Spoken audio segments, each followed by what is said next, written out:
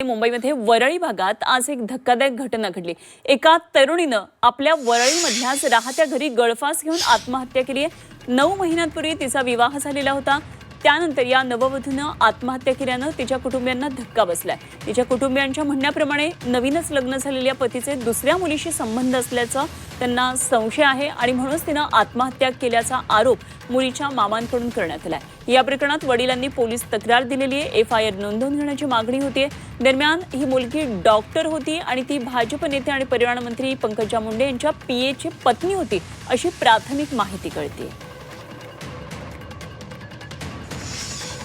तिच्या आई वडिलांना ती सांगत होती टॉर्चर करते म्हणून, पण ते म्हणले आपल्या मुलीचा संसार आहे, काय करायचं म्हणून ते लक्ष नव्हतं घालत। पण त्यांनी रात्री फोन केला की डायरेक्ट वडिलाला, नंतर कट केला, नंतर आईला सांगितलं की तिने गळफास घेतला आणि माझ्यासमोर बॉडी पडलेली आहे, तो हॉस्पिटलला घेऊन गेला। हॉस्पिटलला घेऊन गेला ठीक आहे, पण हॉस्पिटलमध्ये थांबायचं त्यांनी, हॉस्पिटलमधून पसार झाला, कुठं गेला, पोलीस स्टेशनला आला काय, पोलीस स्टेशनला पण नाही, तो त्यांनी नातेवाईकासमोर यायचं काम होतं ना, पोलीस स्टेशनला यायचं, तिच्या गौरीच्या आईवडला काय यायचं, बोलायचं, नातेवाईकाला बोलायचं, असं झालं। मी पण हे झालं, मला पण किती गाती, का पळून गेला, का आला नाही, त्याला कोण काय करणार होतं। लोकांना खरंच ही मानसिकता आपण बदलण्यासाठी काहीतरी प्रयत्न करणं फार फार फार गरजेचं आहे।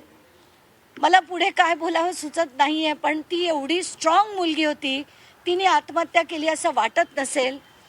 हिचं नाव गौरी पालवे होतं आणि हा जो व्यक्ती होता आनंद गर्जे, हा पंकजा मुंडे, मला खरं त्याच्यात राजकारण आणायचं नाहीये, मला दुःख हे का होत आहे की पंकजा मुंडे यांना तर रात्री कळलं असेलच, पण तरी त्यांनी पोलिसांना फोन करून निदान चांगली कारवाई करा आणि तो माझा पीए असेल तरी त्याच्यावर कारवाई झाली पाहिजे असं म्हणणं अपेक्षित, तेवढं तरी म्हणणं अपेक्षित आहे, ते त्यांनी म्हणावं अशी मी त्यांना विनंती करते।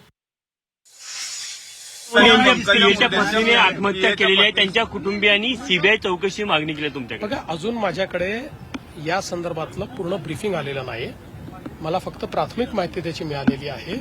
एकदा पोलिसांनी पूर्ण ब्रीफिंग केल्यावरच या संदर्भात बोलता येईल।